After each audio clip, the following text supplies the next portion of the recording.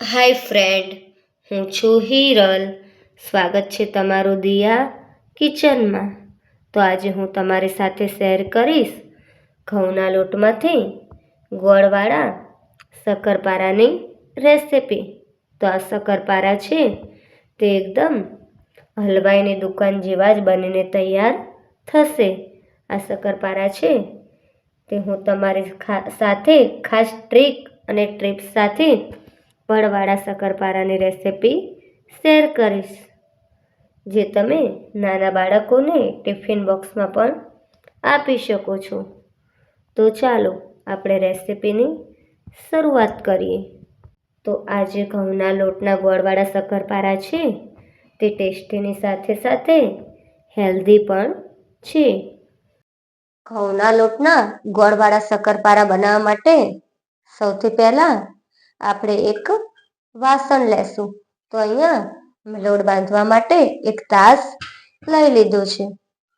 તો કોઈ પણ વાટકી હોય ઘરમાં એનું માપ આપણે સેટ કરી લેવાનું છે.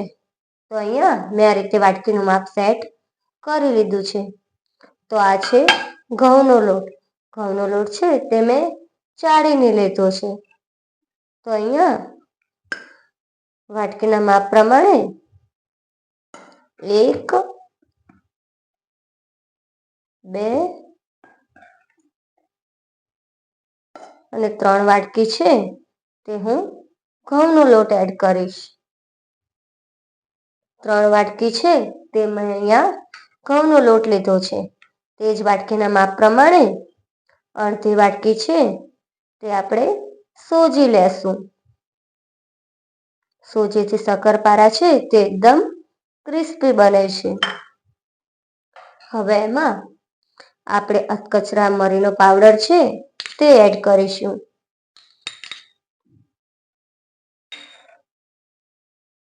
થોડા તલ એડ કરીશું. જો તમારે મરી કે પછી તલને સ્કીપ કરવા હોય તો તમે કરી શકો છો. હવે આપણે એમાં થોડું છે તે મીઠું એડ કરીશું. ગળપણનો ટેસ્ટ છે તે બેલેન્સમાં રહે એના માટે અહીંયા મેં છે તે ચપટી મીઠું એડ કરીશું. મીઠું એડ કરી અને મિશ્રણ છે તે આપણે બરાબર મિક્સ કરી લેશું.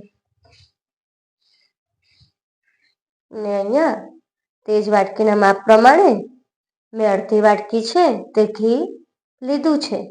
તમારે ઘીની જગ્યાએ તેલ લેવું હોય તો પણ તમે લઈ શકો છો. તો આપણે મુઠ્ઠી પડતું જ્યાં સુધી મિશ્રણ ન થાય એટલું આપણે ઘી અંદર એડ કરવાનું છે.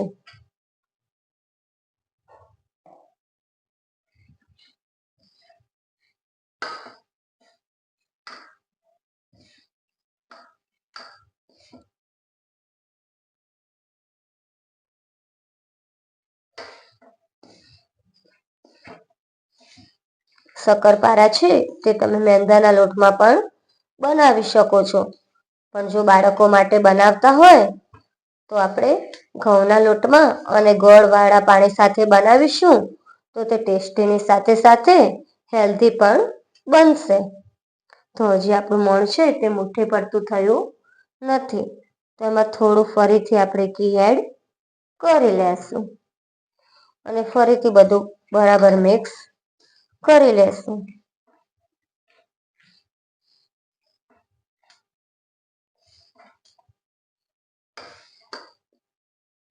તો હવે આપણું મોણ છે તે એકદમ મુઠ્ઠી પડતું થઈ ગયું છે અને આ રીતે મુઠ્ઠી બની રહી છે.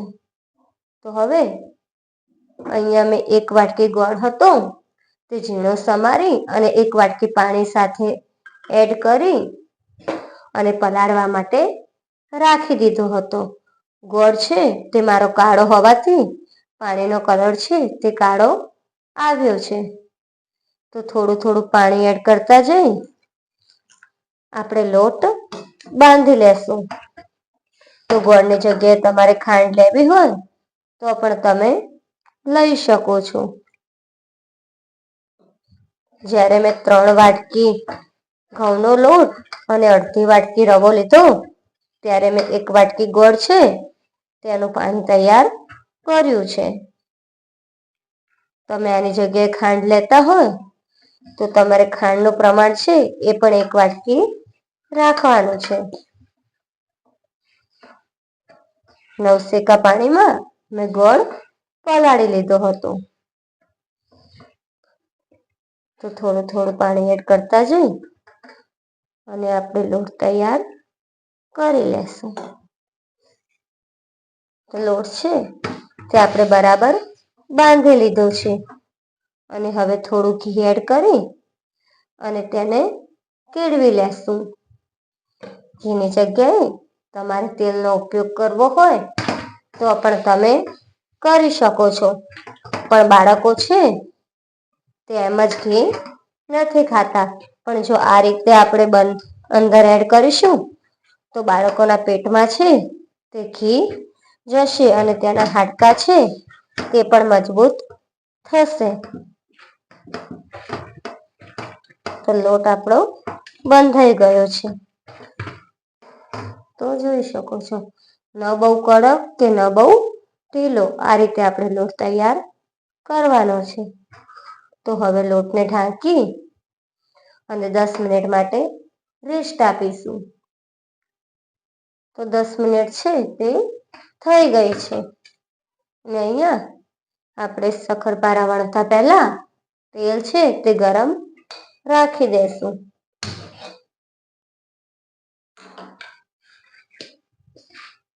તો હવે આપણે એમાંથી થોડો લોટ લઈ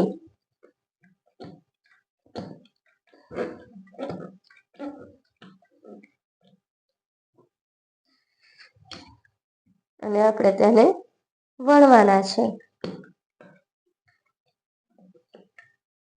તો આપણે પડવાળા શક્કરપારા બનાવવા માટે સૌથી પહેલા આ રીતે રોટલો વણી લેવાનો છે. પછી તેનો અડધો ભાગ છે તે આ રીતે ફોલ્ડ કરવાનો છે અને આ બાજુનો બીજો ભાગ છે તે આ રીતે ફોલ્ડ કરવાનો છે અને આ ભાગ છે તે આ રીતે, એમ આપણે ચારે બાજુથી છે તે આ રીતે ફોલ્ડ કરી લેવાનું છે. પછી હલકા હાથે તેને આ રીતે વણી લેવાનું છે. જો તમે આ રીતે કરશો તો તમારા શક્કરપારા છે તે પણ હલવાઈ જેવા પડવાળા બનીને તૈયાર થશે. હવે ફરીથી આપણે આ રોટલો છે તે મીડિયમ વણી લેશું. તો આપણે આ રીતે રોટલો ફરીથી વણી અને બીજા કટરની મદદથી આપણે કટ કરી લેશું. શક્કરપારા છે તે તમારે જે શેપમાં કટ કરવા હોય એ શેપમાં તમે કરી શકો છો.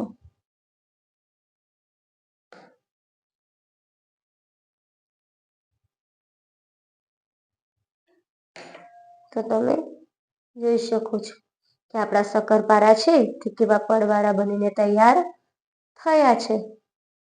તો હવે એ છે તે આપણે ડીશમાં અલગ નીકાળી લેશું.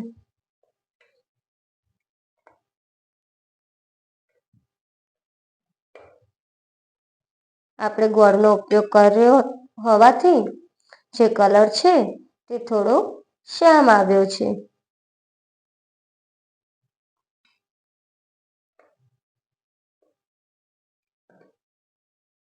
આ રીતે બધા શક્કરપારા છે બધા લોટના તે આપણે આ રીતે બનાવી લેશું.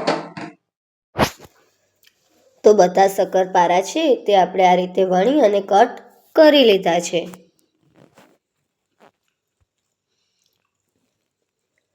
તો હવે આપણે તેલમાં છે તે થોડો લોટ એડ કરી અને જોઈ લેશું કે તેલ ગરમ થયું છે કે નહીં. તો અહીંયા આપણું તેલ છે તે ગરમ થઈ ગયું છે. તો હવે આપણે એક એક કરી અને જેટલા તેલમાં સમાશે એટલા શક્કરપારા એડ કરી લેશું.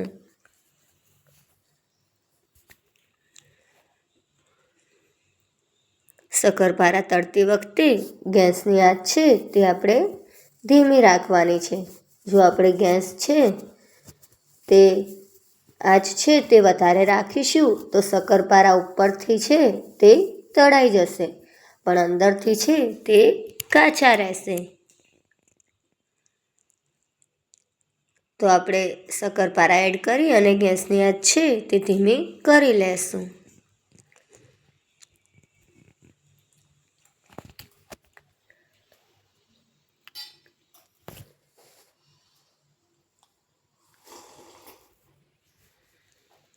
શક્કરપારા એક બાજુ થોડા ગોલ્ડન બ્રાઉન થાય એટલે આપણે તેને બીજી બાજુ પલટાવી લેશું.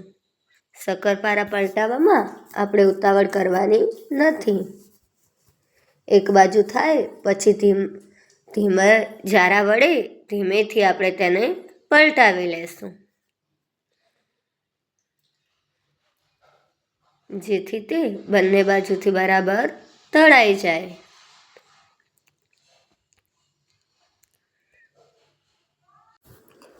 તો શક્કરપારા છે તે આપણા ગોલ્ડન બ્રાઉન થઈ ગયા છે. તો હવે આપણે એને જારાની મદદથી નીકાળી લેશું.